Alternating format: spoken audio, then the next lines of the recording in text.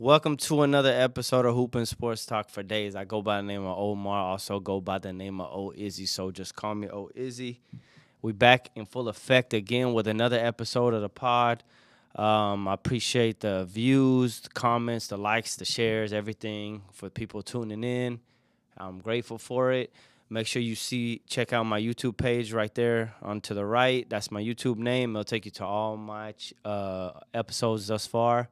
And a lot of sports, blah, blah, blah. A lot of sports talk, man. Just, we're talking football right now. NFL is underway. It's in full effect as we are in week 5 just passed. So you got the NFL, NBA is about to start by the end of the month, and baseball's in the playoffs. So those are the 3 sports that I'm really locking in on. College football as well. To start off with college football, we had an eventful Saturday. Alabama, they took an L.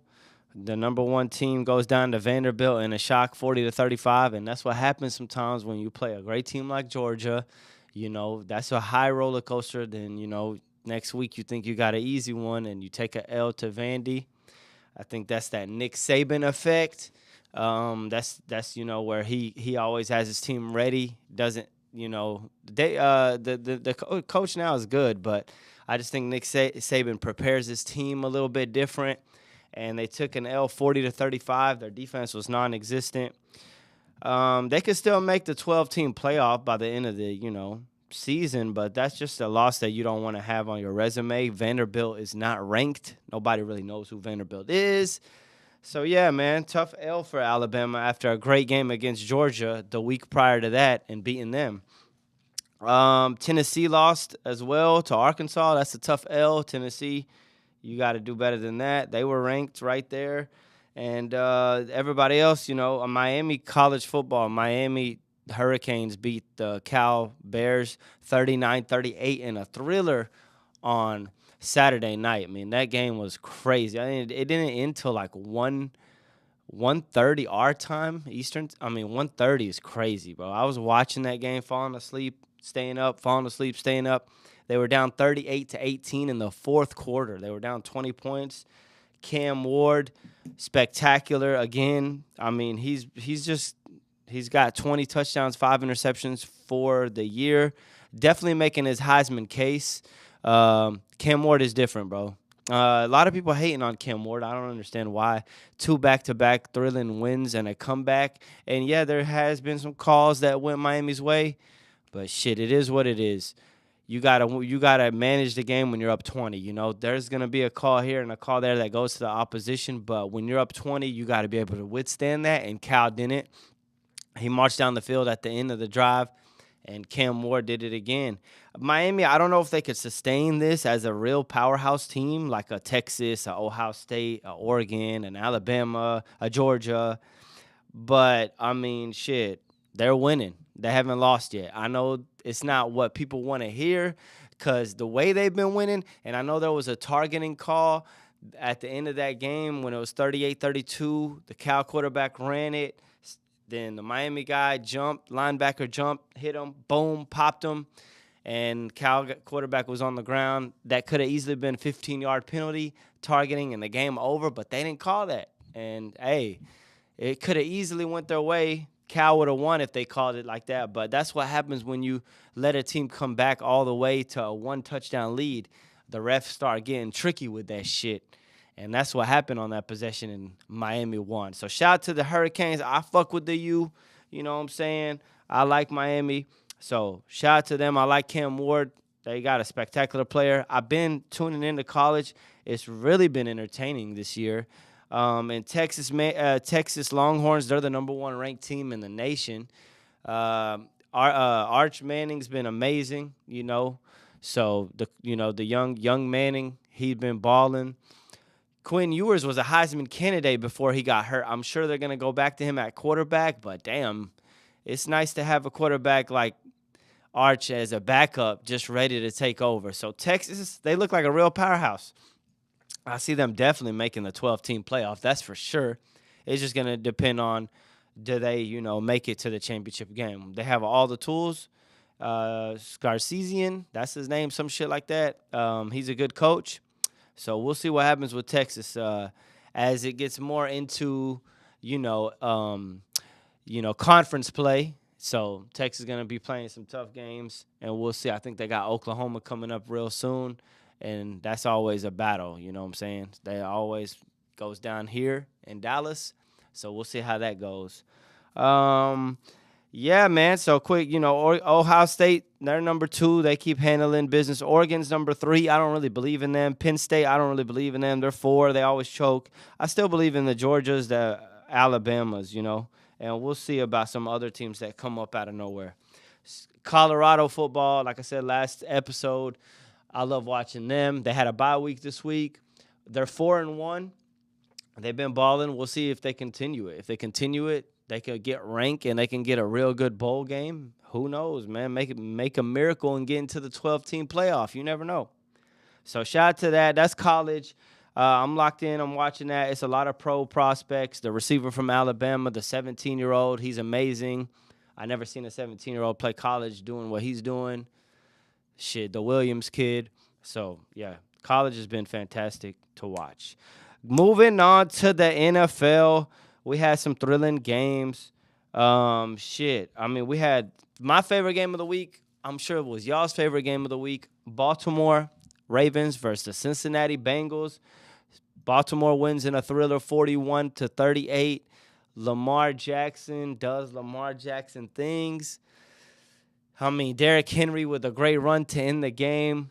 Baltimore's defense was non-existent, but when you got a player like Lamar, all you got to do is give him a chance. And he's been everything you can ask for, another MVP-type season already.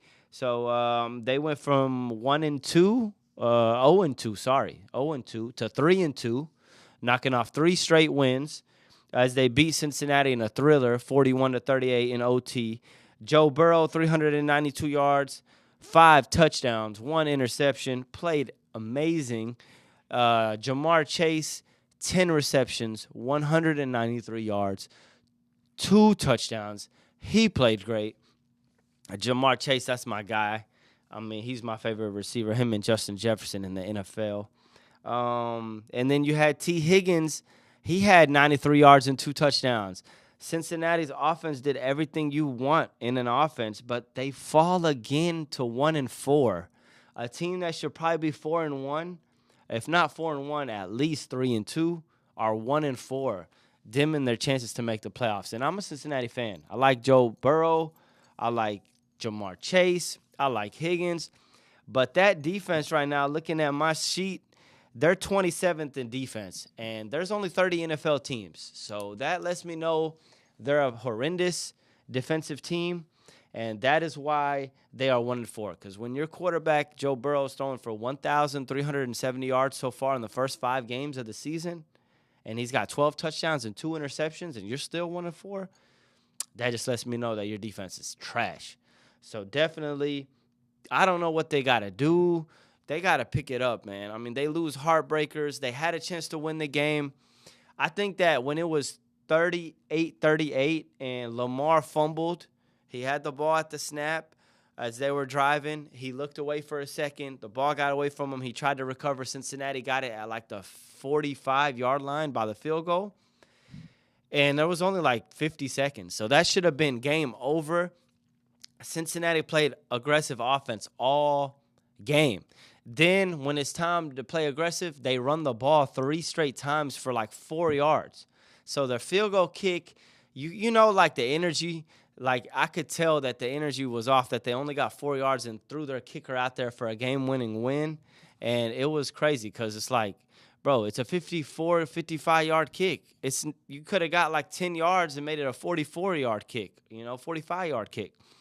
The snapper has the ball as a field goal. He bobbles it, tries to put it for the kicker. Kicker shanks it. They go to overtime. Derrick Henry runs about a 50, 60-yarder to put them in the easiest field goal range ever, and they take an L. So definitely a tough L for the Cincinnati Bengals, man. I'm really shocked to see how they've been playing like 1-4. They just got too many problems right now. And really, even though offense isn't one of them, Joey B, he threw a bad INT at the end of that game to Marlon Humphrey when he was trying to hit Chase on a slant route that you cannot do at the end of the game. So they fall to 1-4. Baltimore 3-2. Lamar, he's the best player in the NFL until he plays Mahomes. I love Lamar. I like him probably more than Mahomes. But when it comes down to it, Mahomes is just playing. He just has the experience a little bit more, is a little bit more calm. But if Lamar is able to lead his team and get over the Patrick Mahomes hump, I think that, you know what I'm saying, this would be one of the top quarterbacks we've ever seen because there's nobody that could do Lamar Jackson type things. I mean, I know you've seen that play where he snaps the ball, you know what I'm saying, he gets the ball, number 94 Hubbard, who is an all-pro defensive end, is coming to sack him. He stiff arms him to the ground at the 1-yard line. He goes about 30 yards back, stiff arms him to the ground, comes forward. They're at the 1, but he went 30 yards back, comes back, moves forward, chunks the ball before he goes out of bounds. Isaiah Likely catches a 1-yard touchdown, and it's the greatest play I've seen this year. Lamar is spectacular. He's must-watch football. And with Derrick Henry this year as a real running back threat, and they still got Rashard Bateman, they still got Zay Flowers, they still got Isaiah Likely, they still got Mark Andrews. Harbaugh's solid coach. I don't love him, but he's good. If they can fix their defense, Baltimore's got to make it to the Super Bowl this year. They got to. Moving along to another game. Thursday night, we had the Falcons play Tampa Bay. Kirk Cousins was spectacular. He threw for 509 yards. That's an Atlanta Falcons record. Matt Ryan was there forever and didn't throw that many yards. I don't know what it is about Kirk Cousins, bro. Some games he looks like one of the worst quarterbacks I've seen, and then sometimes, for real, he looks like the best quarterback I've ever seen. Like, for real. If you give him time, he could dissect your team. And now he's got weapons with Kyle Pitts, Drake London. Bijan Robinson, who's on my fantasy team, has been ass this year so far. But he's one of the best running backs in the league. So if he could pick it up, he's got him too. He's got weapons all across the field now. So Atlanta Falcons are a really good team on offense. Raheem Morris is their coach. He's a good defensive minded coach. So, they haven't been playing great defense, but if they could pick it up on that end, Atlanta could do good. They're 3-2. They beat Tampa Bay, who's 3-2. Baker played a really good game, but that's just a game that they lost. They weren't aggressive enough when they had the ball. They went to overtime. Kirk Cousins got the ball, and it was a wrap. They scored a touchdown, and they won 36-30. So shout out to Kirk Cousins. Man, he been having Atlanta lit over there. He's swag surfing and all type of shit. He's a white boy who done turned a little bit hood. I see ATL done got to Kirko. But I like Kirk Cousins. He's always been a solid quarterback. But I don't know. It's something about his games where it's like, man, sometimes he really does look amazing, and then sometimes he looks like trash. So not trash, but just not like a really good quarterback. But he was great. They won 3-2. Still early, but they're 3-2. That's a big win. Tampa Bay's 3-2. So everybody's kind of bunched up. And then New Orleans played today against Kansas City, the Saints versus the Chiefs. So they're all kind of bunched up a little bit in that division. I don't know who's going to come up on top of that division. But right now, if I had to guess, I'd give a slight advantage to Atlanta. They just seem like a more complete team than everybody else. But it's really up for grabs. Moving along, Commanders stay hot. The Washington Commanders, they beat the shit out of Cleveland Browns, bro. I don't know what the hell's going on with Deshaun Watson. If anybody knows what's going on with Deshaun Watson, let me know. I like Deshaun Watson. This is a quarterback who was a top 3 quarterback in like 2021, 2020 when he was with the Texans. And then all the allegations came on him where, like, you know what I'm saying, the massage stuff, sued here, sued there, got the contract, biggest $230 million guaranteed. Nobody's ever gotten that. And then it just seemed like he just lost his juice, bro. Like, I don't know if every time I watch Deshaun, he's a step too early or a step too behind.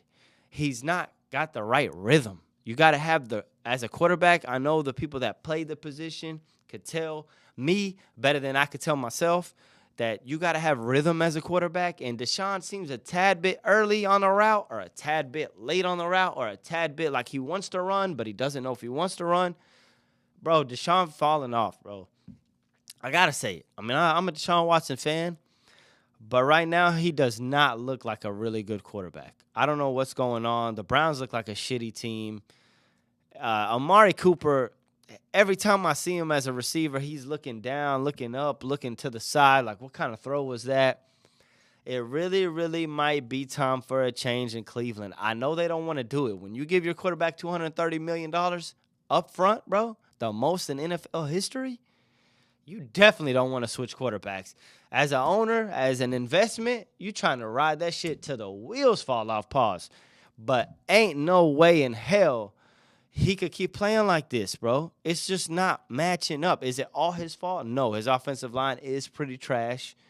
His receivers, he's got, Njoku's been hurt. Like, he's got Amari. You know what I'm saying? The running back, brain freeze right now, but my guy's a beast, but he's been hurt. You know what I'm saying? They trying, but they just not producing, bro. They are not producing. And they got a young rookie backup who you might want to look into, bro. At least put him in for a game and see if the rhythm and the vibe changes, because Deshaun and his squad, they've been off. And I don't think Deshaun mentally, I don't think he's locked in, because he got the bread and then he got the allegations on him, and it just fucked him up. It's too much. His pops passed away. So it's a lot of stuff off the field that I think's throwing him on the field, Maybe he could pick it up, but we got to see what's up with him. They lost to the Washington Commanders, who go to 4-1, who are in the Cowboys division. That shit is crazy, bro. Jalen Daniels, he's been fucking spectacular. The number 2 pick in this year's draft is the only player in NFL history with 1,000+ passing yards and 250 yards rushing in the first 5 games in NFL history to start the season. Damn, that's a stat for your ass, boy. Jalen Daniels is balling. Dan Quinn, who is the coach, has been putting him in the right spots. But really, Cliff Kingsbury is the offensive coordinator, so he's really the one who's been putting him in the great positions, not getting him in 3rd and longs. He's got McLaurin. He's got Robinson as a running back. He's got Austin Eckler. Shit, he's got a good-ass squad on defense. They got a really, really good offensive line, one of the best offensive lines in the league. So shout out to him. He's been spectacular. He really does give me Lamar Jackson vibes. He gives me Lamar Jackson vibes. I know he's a rookie, but the way he plays, his poise, he's got a great arm, and he's a great runner. So he's locked in right now. 4-1. You got to give it to the Commanders. I don't think nobody ever had Washington 4-1. So we'll see if they could continue. They're in the Cowboys division. They're in the Giants division, who beat Seattle, which was a shock, 29-20. Daniels played a good game, bro. Shout out to him. He had a good game. Seattle, that was a disappointing game. You can't lose to the Giants, especially after how they looked to the Cowboys on Thursday night the week before. But, hey, they've won 2 games now. And then, of course, I got to get to the Dallas Cowboys. Yesterday's game, they beat Steelers 20-17 in a sloppy game that started at 8:45 our time. Dallas time, that was supposed to start at 7:15 our time. So an hour and 30-minute delay. But what a win, bro. It was sloppy. Steelers always make the game muddy. They like to play run. They like to defend. They like to make it, kind of a boring game. And we almost fell into that trap. Too many turnovers. Dak threw the 2 interceptions. Then you got the fumble. TJ Watt comes off the side, sacks him. We lose the ball. They recover. But our defense really showed out. You know what I'm saying? Without Micah Parsons, without DeMarcus Lawrence, Overshown played good. Lewis played good at cornerback. Kendricks made a play here and there. So really, man, shout out to our defense. We really played our best game of the season on defense. Am I going to give us all the credit right now?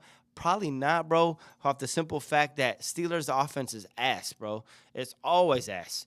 They don't ever have a good offense. They haven't had a real good offense, really, if we're going to be real, since Big Ben, probably like 8-9 years ago, when he had Antonio Brown, Le'Veon Bell, and they was a real force. Justin Fields did okay, but he didn't do enough. Hasn't been getting George Pickens, the ball. He's one of the best receivers in the league. You got to get him the rock. Hasn't been doing that. The run game's non-existence with Najee Harris. So they gave us a chance. That's all you can ask for. We went up 13-10 with like 7-8 minutes in the fourth quarter. And then they drove, credit to them. And Fields shoveled it to Freiermuth, the tight end, 88. And he got in there. Touchdown. They went up 17-13 with like 5 minutes. But then Dak Prescott, bro, got to give him his credit. As much as I am critical about Dak at times, he showed real poise in that last drive. Was patient. Got the run game with Dowdle going. Got a couple passes to Jake Ferguson for really good drives. 1st and goal, 2nd and goal. 3rd and goal, we give it to Dowdle at the 1-yard line to win. The man jumps up in the air, gets popped, fumbles the ball, but Dak Prescott is alert. See, this is the type of shit some quarterbacks don't have. Dak he's a winner to me, and he's a game clutch time player. He is alert at all times. So when the fumble happened, it was in the backfield. Dak's looking at the play. Dak could have easily just been like, shit, I'm trying to see if he scored. But no, he saw that the fumble was there on the ground, alertly went to go get it, secured it, gave us another chance. 4th and goal, drops back at the 1. Now we're like at the 4. Drops back, hits Tolbert for the touchdown. Tolbert has been real impressive. He's been taken over as a number 2 option over Brandon Cooks. I know Brandon Cooks is hurt, but after CD, we got Tolbert, who's been playing really well. Obviously, Jake Ferguson's our security blanket, our tight end. But as a receiver, Tolbert did a really good job. We win 20-17. We're 3-2. That's a big win. You go from 2-3 to 3-2. I think that's a big difference. Can we keep the momentum going? We got a lot to work on. The Cowboys, I'm not going to say we've been great, but hey, we won a game at Pittsburgh. That's never easy to do. Pittsburgh's a grimy-ass team with a cold-ass coach, Mike Tomlin. They know how to win games, and we didn't fall into that trap, and we won. So shout out to the Cowboys, bro. Great win on their end. The New York Jets fall to the Minnesota Vikings 23-17. Now, I watched some of the second half of this game because the shit was early. I'm not going to lie. It was 8 o'clock in the morning on a Sunday, so I caught the second half. But what I did see is a bad New York Jets offensive team. Everybody said that as long as they got Aaron Rodgers, bro, they're going to be great on offense. They're going to be scoring points on offense. Bro, the past 2 weeks, they haven't even been able to drive the ball for shit, bro. Aaron Rodgers, I like him. He's a legend. But he looks still hurt, bro. He don't look like Aaron Rodgers. And he's not moving good. He's not delivering, the passes on time. He still got the arm, but the movement, the mobility, bro, that shit is, right now, I don't know if he'll come back, but as of right now, that shit is gone. They look like total ass on offense. The run game's been non-existent. Breece Hall is supposed to be one of the best running backs in the league. They haven't been able to open up no holes to get him through to run. And then the receiving core, you got Garrett Wilson, who's a really good receiver, solid, number 1 probably option. But he had his best game of the year this game with 13 catches, 101 yards, and a touchdown. But it's just not, the rhythm is off. Alan Lazard, who's Rodgers' old teammate, so they got some kind of chemistry, but he can't catch. Every time he threw him the ball, drop. So I don't know what the hell's going on with Alan Lazard, and I don't really know what's going on with Aaron Rodgers. Mike Williams, who's another long threat receiver down the field, vertical, He's got some moments with Rodgers, but at the end of the game, he threw him a deep pass, and Gilmore was just right there to pick it off. So, A-Rod, I don't know, bro. From what I'm looking at, 7 touchdowns and 4 interceptions in 5 games. They're 2-3. That don't sound like a great stat line, bro. You know what I'm saying? I don't know. It seems like a team that's limping. You know what I'm saying? And I do not like their offensive coordinator. Everybody's going off on their coach, Robert Saleh, but he's a defensive-minded coach. That's what you need an offensive coordinator for. And Nathaniel Hackett, bro, just because he's got a little chemistry with Rodgers from back in the days when they used to be in Green Bay, that don't mean nothing. He already showed you who he is when he was trying to be offensive coordinator for the Denver Broncos. The coach, sorry, not the offensive coordinator. He was the head coach, and they were trash. The plays are so shitty. They run the ball on first, second, throw the ball on third. Play action to a short 3-yarder. They need to go get Devontae Adams ASAP from Vegas. I've been hearing that that's the rumor that's going to happen. Reuniting Rodgers with Adams, maybe that could give them the spark. Adams is one of the best receivers in the NFL. So if that can happen, the Jets could come back to life. If it doesn't happen, the Jets are ass. I don't want to hear shit about the Jets. Y'all overhype them on ESPN and fucking all these shows. Jets.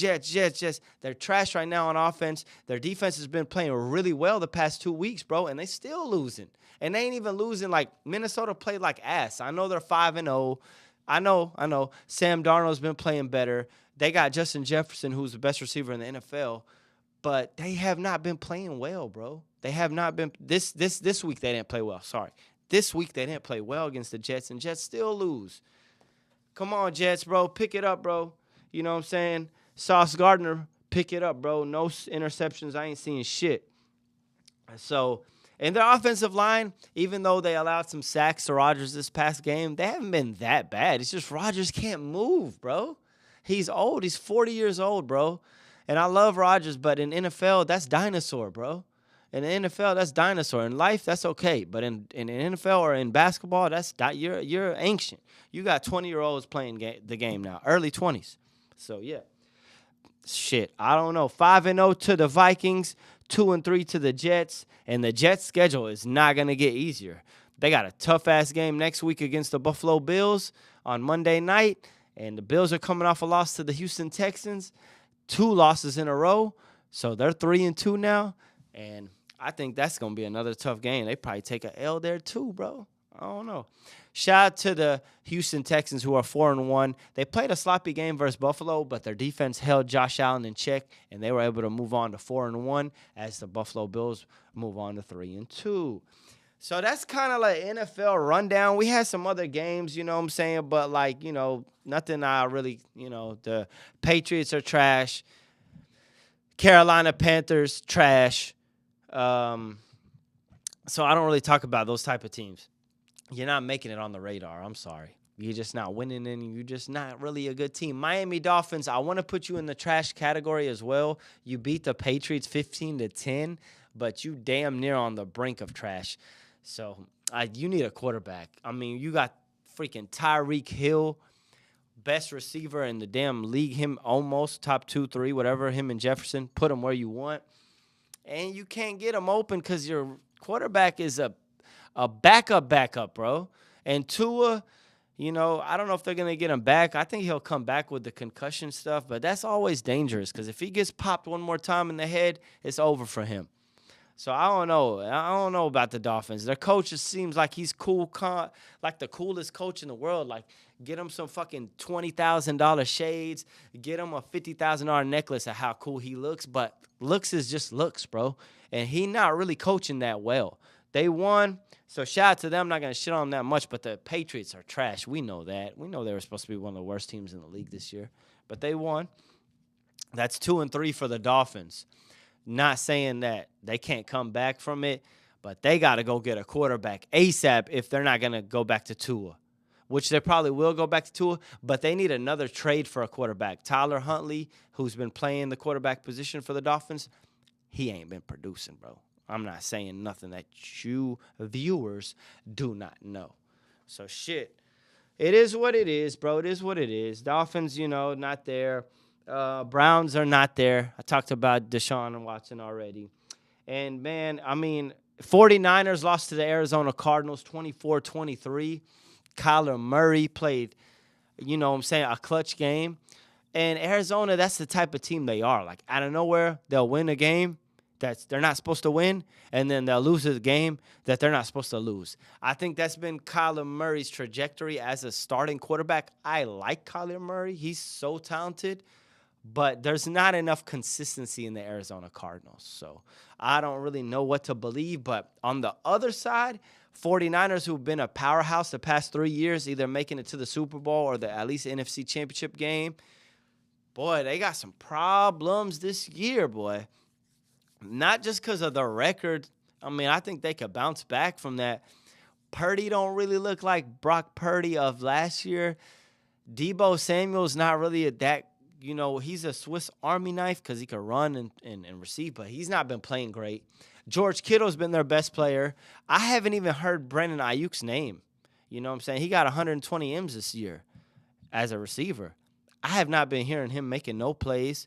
Their defense is okay. He's still solid, but Christian McCaffrey, their main all-pro running back, had to go to Germany to look at his Achilles. So I don't know if he's even going to come back, bro. Football and Achilles don't match. That's like not a combination. That's not peanut butter and jelly, bro. Achilles and the fucking football or basketball, they don't match, bro. Soon as you get Achilles problems, you really don't come back that following year. So they've been trying to fuck with us in the media, like trying to say, oh, he'll be back. He went to Germany to get better. That's what Kobe did, RIP. But Kobe's Kobe. McCaffrey's a great player. But, bro, what's the real scoop on him? Is he going to come back or is he not? Mason, their backup running back, is good, but he ain't McCaffrey. So I don't know what's up with the Niners. They got a lot to work on, bro. If they can get healthy, they can still make a run. I'm not giving up on the 49ers. You can't give up on a veteran-led team like that. They have a lot of vets, but we'll see. The Packers, Green Bay Packers, they went on to win. You know what I'm saying? So shout out to Jordan Love. He played pretty solid. They beat the L.A. Rams. But the L.A. Rams is still hurt. They got Cooper Kupp out. Puka Nakua's out. The fucking defensive players are out. Golly, bro, Stafford is playing like he's dying out there trying to give them a chance. Their running back has been good, but it's not really I like the Packers. I think the Packers, if they could get healthy, they had Dobbs hurt, their receiver, and Christian Watson. So two of their best receivers were hurt. So even though, they didn't look great, Jordan Love is back, and he looks kind of like Jordan Love. I say he could do better, but he's still playing good. So definitely got to look out for the Packers to make a run later in the season. That's the NFL recap. Calling it for a wrap. Kansas City play the Saints tonight. Kansas City haven't lost yet. Do they lose tonight to the Saints? We shall see. They look like still one of them teams you got to deal with Mahomes and stuff. But I think there's going to be a lot of trades in the trade deadline and coming up weeks that's going to shake up the landscape of the NFL. So we'll see, bro. We shall see. Moving on to the NBA, which we haven't seen started yet. You got yesterday was the first game of Bronny James and LeBron on the court at the same time. I thought that looked real cool. You know what I'm saying? I mean, I think that J.J. Redick's going to be a positive addition for us as a head coach. I really do. I think he's organized. I think when you have a head coach that's really organized and structured, I think that always helps a team. So, we do have the same team as last year, and we didn't do much last year. We lost in the first round to the Nuggets, 4-1. But I think overall our team wasn't that bad. Do I feel like we need a point guard? Gabe Vincent's a good point guard, but D'Angelo Russell's good, but he's not like mentally a point guard you need with AD and LeBron. But I mean, hey, we look all right in preseason. It's just preseason, but I think the fact that J.J. Redick's going to have us organized, he already announced the starters: D'Angelo Russell, Austin Reeves, Rui Hachimura, LeBron James, and Anthony Davis. Our starting five. But at the same time, bro, Anthony Davis doesn't like to play that 5. And when we play guys like Jokic or Embiid, I know he's in the Eastern Conference, but like those guys give us real problems. The Western, like Timberwolves are they're bigger. Mavs are a bigger team. So I don't know, bro. I think that's going to be a major issue with us. We really need to go get a center, like a Jonas Valanciunas from the Wizards. I know he just signed a 3-year, $30 million deal this year, but Washington are always trash, and they'll be ready to make a move before the season or during the season or during the trade deadline. We need a center to put at 5, move AD down to the 4, and that way we become a better defensive team. I like Dalton Connect, our rookie, from Tennessee. He looked good. I like him. Gabe Vincent showed good signs. I like him as our bench. But everybody else, I don't know, bro. Bronny James, I hope the best for him. Him and Bron, that's super cool. We've never seen a father and a son play on the court at the same time. That's fucking crazy if you really think about it. But, I mean, as a real team, is that really helping us? I don't think so. But I'm saying shout out to Bronny. He's going to keep learning. He'll get better offensively. He's been really good defensively. And he'll just get better. But Lakers got a lot to work on before I put us in the top championship-type caliber team. I don't see it yet. Karl-Anthony Towns got traded to the New York Knicks. Wow, that was a big trade. DiVincenzo and Julius Randle went to Minnesota Timberwolves for Karl-Anthony Towns goes to the Knicks. Now the Knicks got Jalen Brunson, Anunoby. They got Mikal Bridges. They got Josh Hart. And, of course, they got Karl-Anthony Towns, who's 22-10. That's a tough trade. Do I believe in Karl-Anthony Towns when the playoffs hit? No, I don't. He's not really clutch to me, and he be shooting way too many three-pointers for me. But in the Eastern Conference where you got Boston Celtics, being a real powerhouse, you got the Sixers being a tough-ass team where they got Paul George and Embiid in them and Tyrese Maxey, I see why they did that trade. I don't mind them moving Randall, but DiVincenzo is going to be a key loss because he can shoot the 3. He's a great defender, and he shot 40-plus from three-point range this year. A lot of players don't shoot 40-plus from the 3. I think that's where the Knicks take a step back from probably shooting the three-point ball. I know Karl-Anthony Towns could shoot, but he just be randomly shooting that bitch. He needs to get down in the post more, and I don't know. I think Thibodeau could coach. So the Knicks are going to be tough, bro. They're going to be tough. You got Dallas Mavs. Mavs going to be tough again. They got Clay. Obviously, Luka's still kind of hurt coming back from an injury, but they made it to the finals last year. Look out for them. Look out for the Pelicans. They got DeJounte Murray, Zion, Brandon Ingram's still there. Willie Green's a good head coach. They can make some noise. Spurs, they got Chris Paul, Wembanyama. They'll be better, but I'm not, really worried about them too much. And then, of course, Denver got Russ, Jokic. You know what I'm saying? I guess we'll see if they make any real noise. But, Suns, KD, and Bradley Beal and Booker, it's always the same story with them. Can they stay healthy? If they don't win the first 20 games, they're breaking that trio up. They're going to trade that. They're going to either trade KD or they're going to trade Bradley Beal. You're going to see.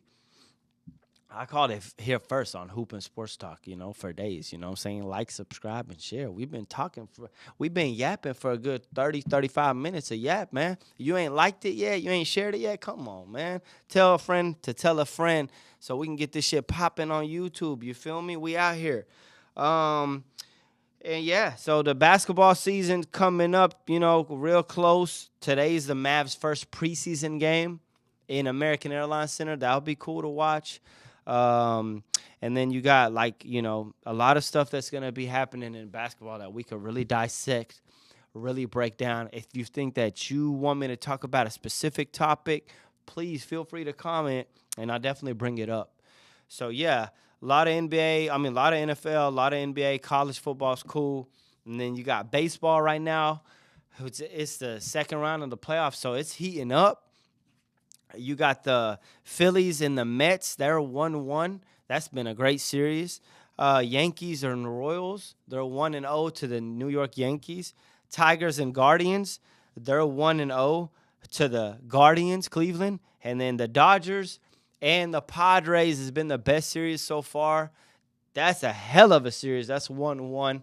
I'm kind of rooting for the Padres because I fuck with Manny Machado, Fernando Tatis and them at San Diego. I like them. So we'll see if they could come through and beat the Dodgers. The Dodgers are always pesky. They got fucking Ohtani. You know what I'm saying? He's one of the best players in baseball. He is the best probably baseball player. I mean, there's nobody doing what Ohtani does. And then Mookie Betts. So they're always a real tough out. Them two teams hate each other, so I'll be locked in to see what happens in baseball and who comes up with the World Series, bro. So, yeah, man, quick rundown. College, we got the NFL heating up. NBA's about to start, so we about to really get this shit cracking. I still want to get a couple guests in this bitch to spark the convos up, to really debate, because I have not been debating. I just been throwing y'all information. Boom, boom, boom, boom. Till, you know what I'm saying, you can get it. That way you don't have to just tune into these people that put you to sleep. You feel me? I mean, hey, I'm not trying to do that. I'm trying to keep you entertained over here at Hoop and Sports Talk for days. You know, so that's what I'm telling you, you know what I'm saying? Tell a friend, tell a friend. But, yeah, it's been another episode. I'm done for today. Like, subscribe, and share. Hoop and Sports. I go by the name of Omar. Also go by the name of O Izzy. So just call me O Izzy, and I'm out. Peace.